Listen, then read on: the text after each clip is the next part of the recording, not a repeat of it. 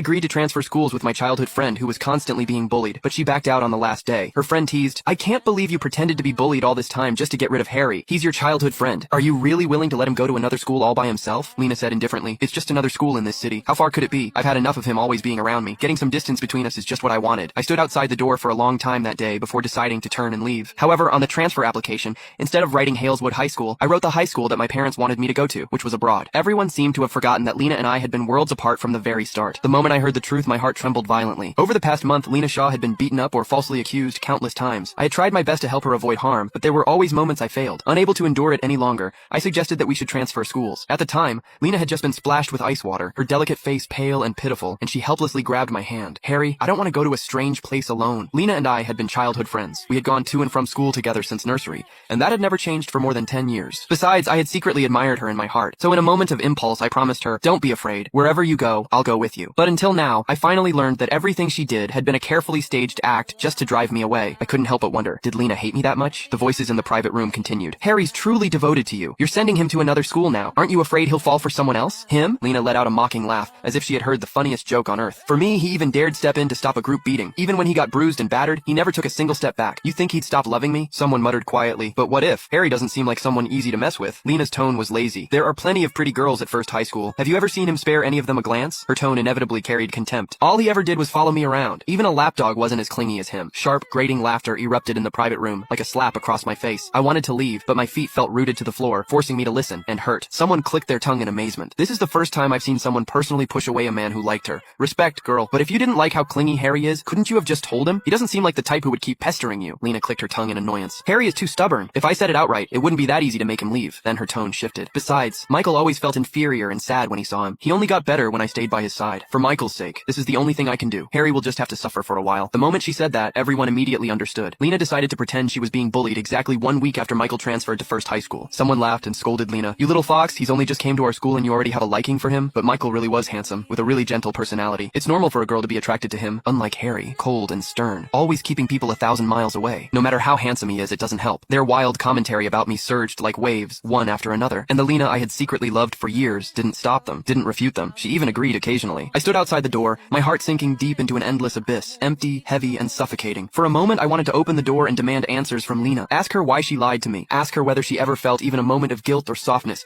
watching me get beaten while protecting her. Ask her if she ever thought about our more than 10 years of friendship before doing all this. But in the end, my mother's voice echoed in my ears. "Don't do unnecessary things. A person wouldn't change overnight." I turned around and left that private room. Thin, continuous pain registered belatedly. Originally, I would not have been so upset. I told myself it was just a